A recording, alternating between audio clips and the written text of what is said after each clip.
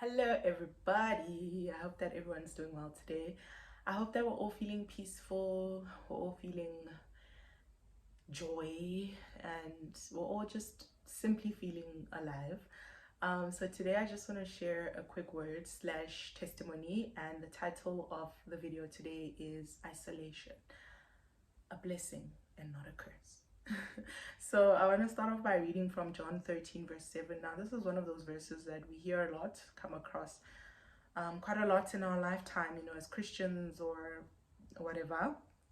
And it says, Jesus replied, "You don't understand now what I am doing, but someday you will."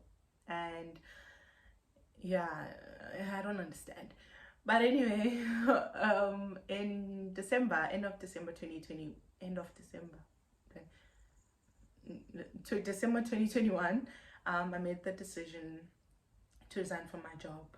So I had gotten to a point in my life where I was so uncomfortable that I knew I had to get out of there. The environment wasn't serving me anymore, and I just couldn't. I just could not stay there. And this was a very difficult decision to make because I didn't have a backup plan. I wasn't expecting, a lump sum of money, miracle money falling from the sky. No, it was just me going into this decision not knowing what's going to come next. And obviously, it came with a lot of fear, it came with a lot of anxiety. And I was just like, bro, what are you doing? What are you doing? And I just didn't understand, but I knew that I had to make that decision. And then in February 2022, I had to move back home, which is now moving back home is just another topic for me. Like, it's not something that I would choose to do. It's something that I just had to do because of the circumstances. And then soon after that, I had to go into the process of selling my car. So now I'm at this point where I have lost all my freedom, the freedom of having my own place and just doing my own thing in my own time or whatever, and just the freedom of being able to move around whenever I feel like it or however I feel like it. I'm also just losing the freedom of having my friends close to me because, I had my friends living like less than 5 kilometers away. I had that access to them during the week anytime. Like, bro, I don't feel well or whatever. Whenever I needed a distraction, I had that access. So now I'm here, I'm in Pretoria. I don't have an adult life in Pretoria. Like, I don't know anything about Pretoria. All that I know is I went to school here, and like, what else? I have no one here, I have nothing. Yeah. Obviously there's family, but family is a topic for another day. So I was at this place where now I'm like, what now? And I tried to keep myself as distracted as I could, not realizing that that was the main thing that God was trying to get me away from, the distraction. Like, because most of the stuff that I encountered and stuff that I heard, it's not stuff that I was hearing for the first time, but as soon as it felt a bit uncomfortable, I was able to, it was easier for me to run away from it. Let me go visit someone quickly, let me go do this, let me go do that. So I tried in the first couple of months to keep myself distracted and to run, but that was the more that I started to feel unhappy, and I felt so much more anxious, and I just felt myself slipping into a young depression. And I was like, I've been here before, we are not doing that. So God, let's have a talk. What are we doing? Why are we here? I don't want to stay here long, so let's talk, let's get this over and done with so I can be out. Like and like I said, I still am at a point or a place where I don't fully understand, but I just started to kind of understand what it is that God was trying to do. So at first, the isolation felt like a curse because I felt so trapped, and I felt like, God, like I'm being stripped of all of my joy, or maybe what I perceived as joy, because that's all that I had experienced, I guess, because it is to a certain extent a perception based on what you know, what you have seen, what you have experienced. And then I opened myself up to hearing from the Lord, and it's been mind-blowing ever since. And it's still very scary. It's still very scary because there's certain things that I'm hearing and seeing, and certain things that God is telling me that is very scary, and it's very new. But one thing about God, he's been very gentle. God is a very gentle God, and God is a patient God. And because he knows everything about me, he obviously knew that I was going to be scared by these new experiences. that I'm going through, and he's been very gentle with me.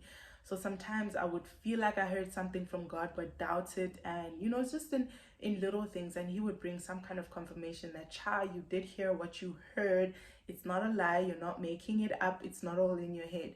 So he has been very gentle with me throughout this journey, and I've had to open myself up in ways that I haven't opened myself up I've been doing a lot of fasting, a lot of praying, waking up at 12 and praying, waking up at 3 a.m. and praying, just opening myself up to hearing and understanding exactly what it is, because I also don't want to make mistakes, and there's also, on the topic of mistakes, there's also a video I came across, I think it was on Instagram, where the girl was saying, you something around along the lines of, oh, you think you made a mistake that got in the way of God's plan for you, because that's exactly how I was feeling.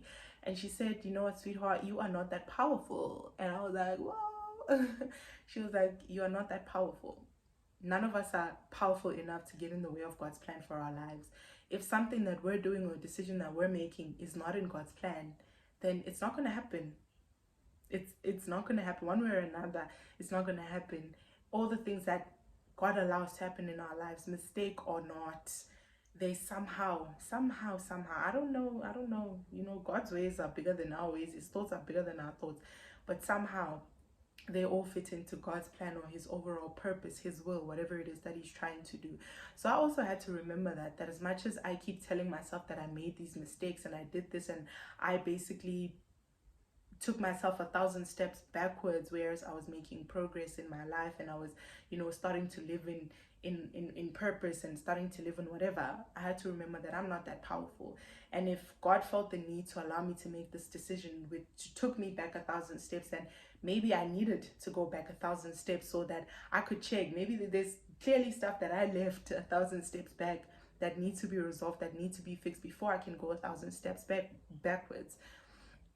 So I've gotten to a place right now. Over the past 6 months, I've been learning how to be peaceful, being peaceful in whatever circumstances, whatever situation.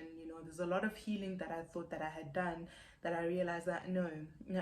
We still have a lot of healing to do, and a lot of things to get over, a lot of people to forgive. We still have ourselves to forgive. Like, I have been doing a lot of forgiving to myself, and that is the hardest thing to do. It's easy to forgive other people, but when it comes to having to forgive myself, that was like the hardest thing for me personally. I don't know about anybody else. So it's not a curse. It feels like a curse because it's like I am just so isolated. I don't have anyone. I feel so alone. I have nothing to do on the weekend. I am just sitting here, like, people are living their lives and my life is passing me by. And these are feelings that I have had and I still have sometimes. But I am realizing now that what God is doing on the inside of me, and the work that God is doing, is so much bigger than anything. Because if anything, I was just going to be stuck on that level that I was on, maybe for a very long time, and not elevate any further. But God had to bring me here so that I could deal with certain things, so that I could get over certain things, and so that he could be able to trust me with the next, and trust me with whatever it is that he is getting ready to do. I don't know what it is, but he knows. And it's very important to just put trust in God.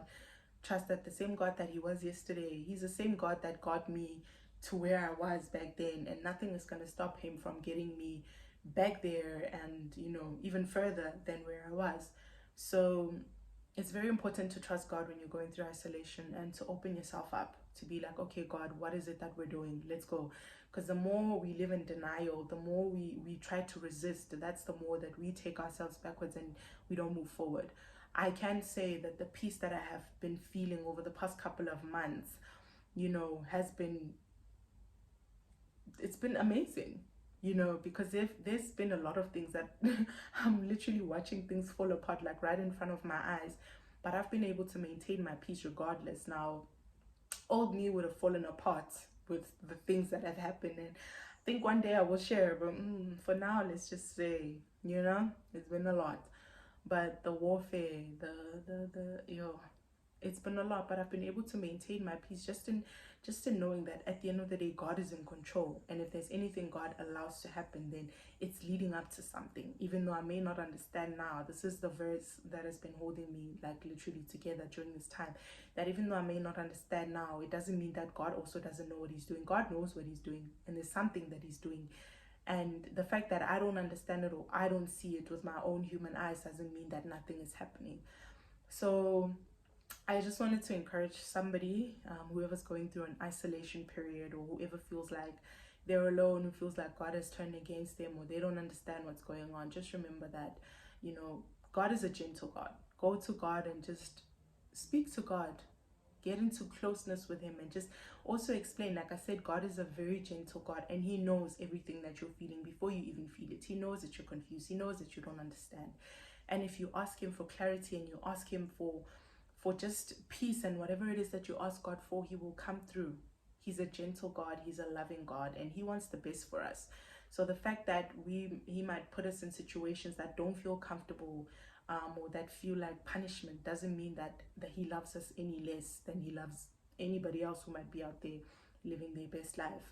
So this is just encouragement for somebody that, put your trust in God, and go back to God, and have an honest conversation with him. Open yourself up to God, but surrender to the process, because that's the only way that it's going to get any better.